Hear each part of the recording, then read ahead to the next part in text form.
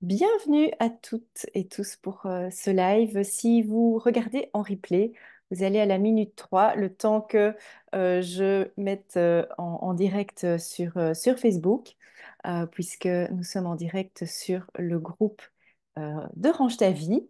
J'ai l'occasion ici de pouvoir vous parler aujourd'hui du vrai coût de votre désordre. Ça va être le thème du jour. On est ensemble pendant environ une vingtaine de minutes pour que vous puissiez aussi vous exprimer par rapport à ce coût de votre désordre, hein. On va voir un petit peu l'impact financier de votre désordre. Bien, alors ici, je démarre ça. Voilà. Et on va aller en direct. Voilà. Bien, dites-moi ici dans le chat pour celles qui sont en direct avec moi, celles et ceux. J'espère que messieurs, vous êtes là aussi. Euh, comment vous allez et puis aussi si vous avez déjà, si vous êtes déjà rendu compte que le désordre pouvait avoir un impact financier sur vous, sur votre vie en général, parce que ça n'est pas qu'un problème esthétique, c'est aussi un problème qui peut être d'ordre financier. Bien, donc on est en direct ici sur Facebook. Je vais regarder si tout se passe bien d'un point de vue technique d'abord. Si vous regardez en direct, je vous invite à prendre de quoi écrire, à prendre de quoi boire aussi, et on va démarrer. Vous savez bien qu'on démarre toujours vers 10h03. Et donc, je prends le temps aussi de me présenter, d'accueillir les nouvelles personnes qui sont ici avec nous, puisque je sais que vous êtes de plus en plus nombreuses et nombreux à nous rejoindre chaque semaine pour parler rangement, désencombrement, tri, organisation du quotidien. Et ici, ce sera l'occasion pour moi d'aborder un sujet qui est important aussi, surtout en ce moment. Je pense que on a tous besoin de faire des économies et que le désordre peut vraiment entraîner un surcoût, en tout cas financier. Bien. Donc, bienvenue à toutes celles et ceux qui viennent d'arriver. Je vais regarder ici vos messages dans le chat sur Zoom et dans le chat sur Facebook. Donc, bienvenue à vous tous. Alors, ce Facebook Live aujourd'hui, ce sera l'occasion de parler de comment le désordre vous impacte financièrement et surtout comment le désencombrement peut vous aider à économiser de l'argent et retrouver une véritable tranquillité d'esprit. Alors, on a souvent tendance à dire que le désordre, c'est quelque chose qui nous dérange visuellement, mais ça va vraiment au-delà de ça. Il y a surtout une question de bien-être mental, d'organisation quotidien, de gain de temps, de gain d'espace, mais il y a cet impact financier qui est là et j'ai pu analyser pour vous 4 points qui me semblent essentiels dans cette perte financière qui est là à cause de ce désordre, de cet encombrement. Alors, la première chose que j'ai pu identifier, c'est les achats impulsifs et les achats en double, en triple, voire plus encore. Parce que je constate souvent dans les maisons que c'est parfois plus facile d'aller racheter quelque chose qu'on sait qu'on a chez nous, mais on se dit que ça va être plus simple d'aller au magasin plutôt que de passer notre temps à chercher au milieu de notre bazar après cet objet. C'est comme ça qu'on retrouve dans des maisons énormément de produits d'entretien, euh, le lave-glace pour les voitures. Ça, c'est quelque chose que j'ai souvent retrouvé en désencombrant les maisons. C'est du lave-glace pour les voitures, pour les vitres des voitures. Euh, et donc, je pense que vraiment, c'est important de pouvoir mettre de l'ordre dans ces affaires, dans vos objets, pour pouvoir être au courant de ce que vous possédez pour pouvoir organiser les choses, pour les retrouver facilement. Ça vous évitera des achats en double et des achats impulsifs. On a déjà vu ensemble lors d'une autre vidéo que le fait de préparer aussi sa liste de courses en allant regarder dans nos placards, c'était quelque chose qui nous a économisé beaucoup. Et bien là, c'est la même chose. Alors dites-moi ici en commentaire si c'est quelque chose qui vous parle, cette idée des achats impulsifs finalement ou des achats en double, en triple, etc.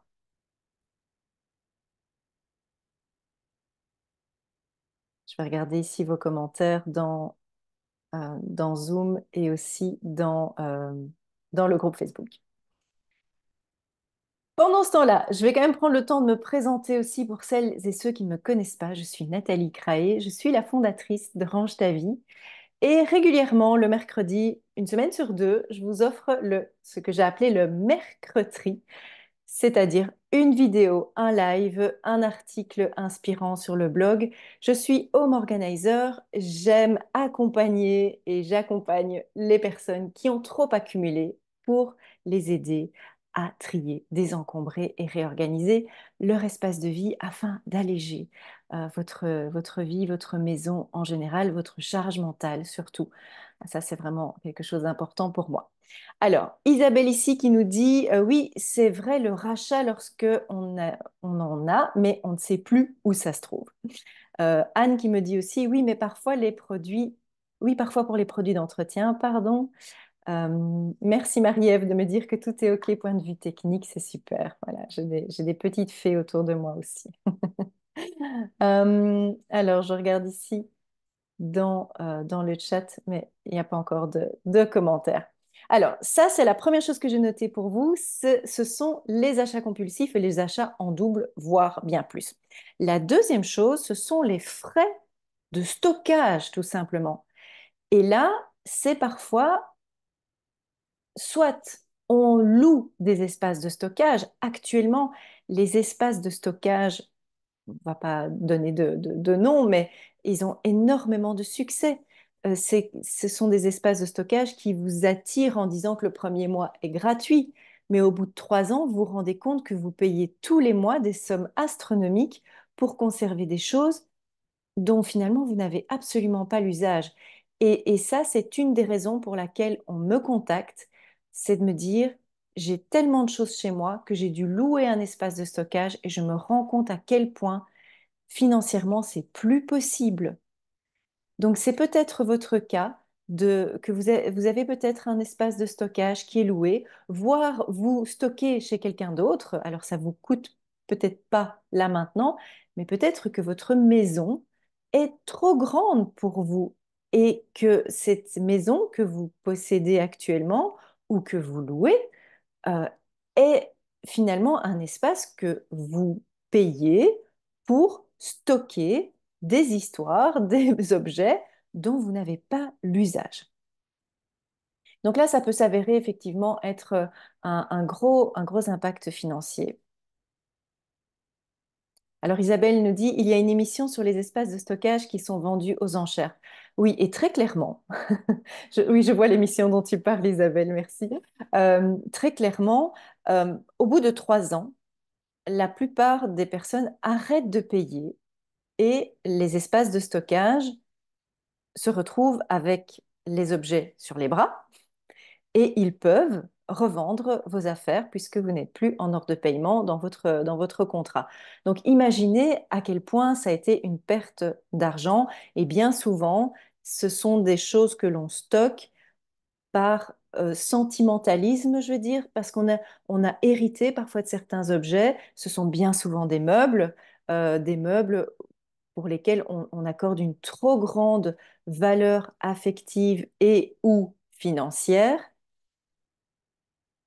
Et ces espaces sont tout à fait inutiles à long terme et ça vous coûte énormément d'argent. Bien, alors ça c'est pour les frais de stockage et ces frais de stockage, je rappelle que ça peut être aussi simplement votre propre habitation. Quand je vois chez certaines personnes que des espaces sont réservé uniquement à des montagnes de cartons, de vêtements qui ne vous appartiennent même pas. C'est un gâchis monstrueux quand on vit seul dans une maison avec quatre chambres et que ces chambres sont remplies jusqu'à ras-bord de cartons, de papier, de vêtements, parce que c'est souvent ça, hein, voilà, on va pas se mentir, on n'est pas là justement pour se raconter des histoires, ici on est là pour se rendre compte de la réalité, hein. Et cette réalité, eh bien, elle est là, c'est que parfois on remplit des pièces avec des choses complètement inutiles. Et alors là vient le fait qu'on ne s'est pas jeté, mais ça, c'est un autre sujet, je pense, de ce fait-là. Bien, dites-moi ici peut-être dans vos commentaires si vous aussi vous vous rendez compte que vous avez un espace de stockage qui est beaucoup trop grand, ou si vous avez aussi loué des espaces de stockage pour garder des choses qui vous coûtent une véritable fortune. Euh, alors, Marie-Ève ici qui nous dit, si c'est stocké chez quelqu'un d'autre, ça coûte l'esprit tranquille aussi, pensez-y. Exactement. Parce que tout ce qui vous appartient, peu importe où ça se trouve, ça vous appartient et c'est relié à vous. C'est relié à votre esprit. Je te remercie, Marie-Ève. Marie-Ève qui fait partie de mes bonnes fées, de mes super coachs Range ta vie. Françoise ici qui nous dit, mon garage est rempli de meubles et objets qui m'empêchent de rentrer ma voiture. Ben voilà, pouvoir rentrer sa voiture en hiver, c'est économiser de l'argent parce que la voiture va avoir moins d'usure, va être mieux protégée contre le gel, contre l'humidité, contre tout ce qui pourrait arriver dans la rue comme petits coups, etc., des griffes. Tout ça, ce sont des impacts financiers à long terme. Dites-moi ici si ça vous parle.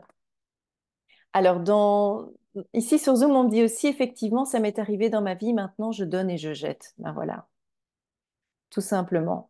Bien, alors ça, c'est la deuxième chose que j'avais pu identifier. J'ai identifié une troisième autre chose, c'est la productivité et votre productivité et votre efficacité au quotidien qui est impactée par le désordre.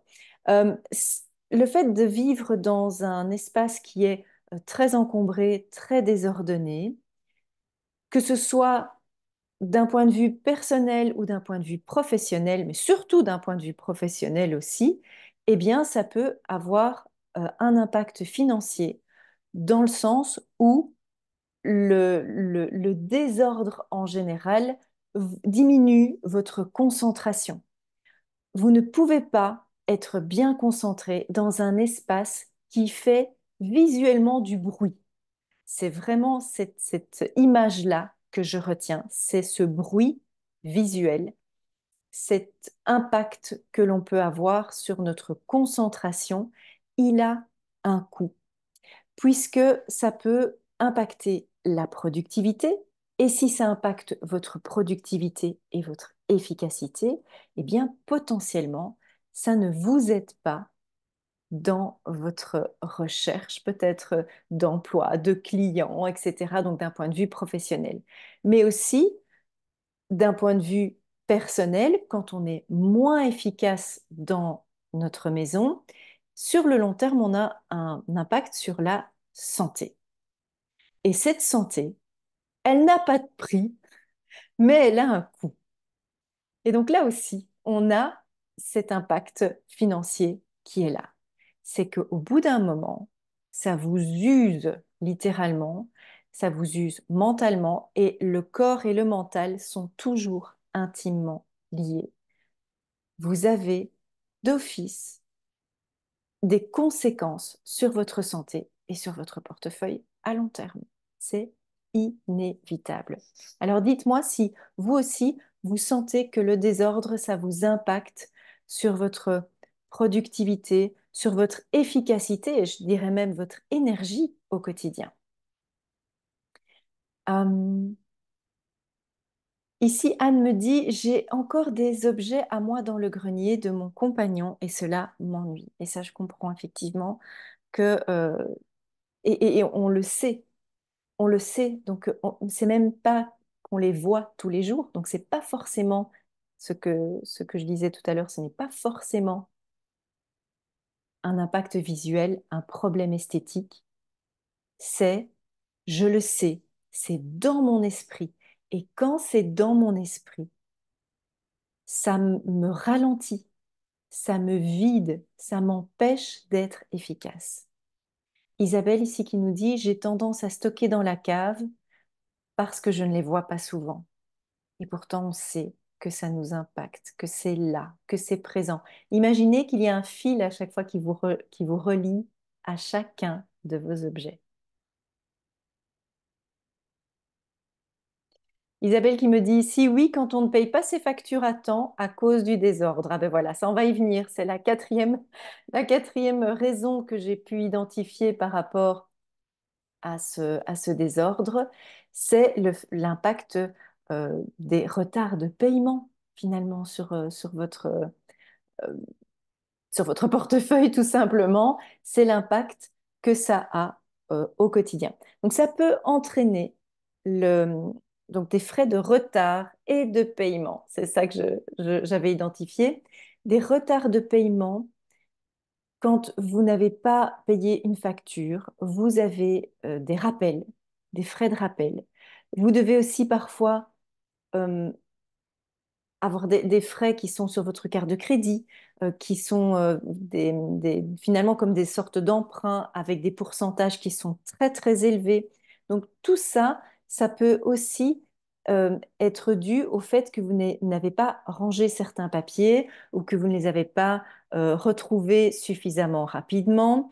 Donc là, c'est souvent lié à votre paperasse. La paperasse qui est mal traité, mal stocké, le fait de stocker correctement votre paperasserie, je vais l'appeler comme ça, votre administratif en tout cas, ça va vous aider à pouvoir payer les choses à temps, traiter rapidement.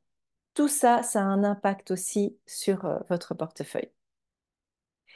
Isabelle qui me dit quand on oublie de se faire rembourser des prestations médicales. Alors ça, c'est aussi une des raisons pour lesquelles on m'appelle. C'est de me dire, Nathalie, j'ai oublié dans mon déménagement, dans ma cave, dans mon soi-disant rangement que j'ai fait, mais qui en fait était plus une façon de cacher mes affaires, je me suis rendu compte que j'ai oublié de me faire rembourser des prestations médicales.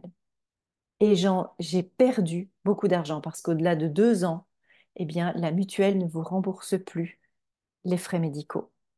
Et c'est parfois des frais très élevés, des frais dentaires, des frais d'orthodontie.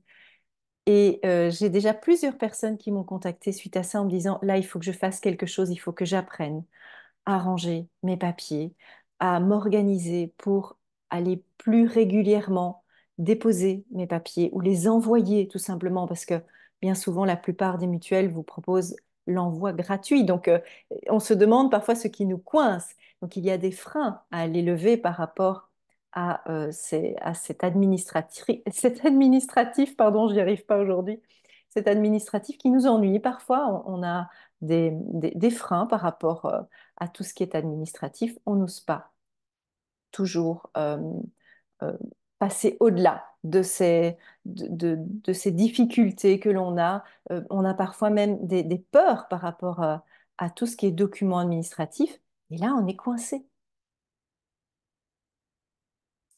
Bien. Alors, dites-moi ici si vous aussi, vous avez déjà eu des rappels de paiement importants, si vous avez eu des frais occasionnés justement par ces frais de retard, des documents que vous n'avez pas su compléter à temps.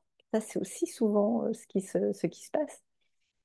Isabelle ici qui me dit quand on a déclaré un sinistre mais qu'on n'a pas pris le temps ou eu le courage de rassembler les documents pour l'indemnisation. Vous voyez que si vous m'entendez ici, vous n'êtes pas seul. Vous n'êtes pas seul. Il y a d'autres personnes qui ont ces difficultés-là. Autre chose que j'ai déjà entendu aussi et qu'on m'a déjà dit, c'est j'ai perdu des papiers de ma voiture. Ce sont tous les documents de ma voiture. Et pour refaire tous ces documents, il fallait aller chez le concessionnaire et ça coûtait plus de 400 euros. Donc voilà, on a là un véritable impact financier de j'ai déménagé par exemple, j'ai mis les papiers quelque part, mais je ne sais plus où. On a fait des travaux, j'ai mis les papiers de ma voiture quelque part, mais je ne sais plus où je les ai mis. Donc là vient l'importance de classer, de ranger et de faire le tri pour éviter l'abondance et la surabondance de papier en tout genre. Marie Avici qui nous dit et tous les éco-chèques, les chèques sport et culture, les bongos, les bons cadeaux périmés. Ah là là, à chaque accompagnement, j'en vois effectivement. Vous voyez que tout ce qui se périme, ça, c'est finalement de l'argent perdu. Et c'est vraiment très dommage. Et donc ici, je vais conclure avec vous ce Facebook Live. C'est vraiment très chouette d'avoir eu à vous partager tout ce que j'avais à vous partager ce matin. Donc je vous rappelle les 4 points qui sont importants ici à retenir. Ce sont les achats en double ou les achats impulsifs aussi. Ensuite, on a les frais de stockage que j'ai pu identifier, la productivité, votre efficacité, mais aussi les frais de retard de paiement en tout genre. Alors le désencombrement et l'organisation au quotidien, c'est bien plus qu'une pratique esthétique. Ça peut vraiment vous aider à vous alléger sur le plan mental, mais aussi ça peut vous aider à euh, gagner de l'argent et gagner surtout en sérénité et en harmonie chez vous. Alors si vous avez besoin d'harmonie, si vous avez besoin d'avoir des techniques, des méthodes pour pouvoir désencombrer, trier chez vous, je suis là, n'hésitez pas à me contacter et sachez qu'il reste aussi 2 petites places pour la journée Range ta vie. J'ai prolongé de 3 jours ici la possibilité de vous inscrire pour cette journée. Ce sera le 23 mars prochain. On aura l'occasion de se rencontrer ensemble à Bruxelles pour une journée exceptionnelle où on va parler justement d'énergie dans la maison, de comment justement s'accueillir chez soi, faire de son intérieur un véritable cocon qui soit ressourçant. On va aussi parler du rangement et du classement de vos papiers administratifs. Et ça, c'est une journée que je vous réserve. Je réserve à un petit groupe de 30 personnes. Il reste 2 petites places. Donc, si vous avez envie de nous rejoindre, il n'est pas trop tard. Je vous souhaite une très, très, très belle journée et je vous dis à très bientôt. Au revoir.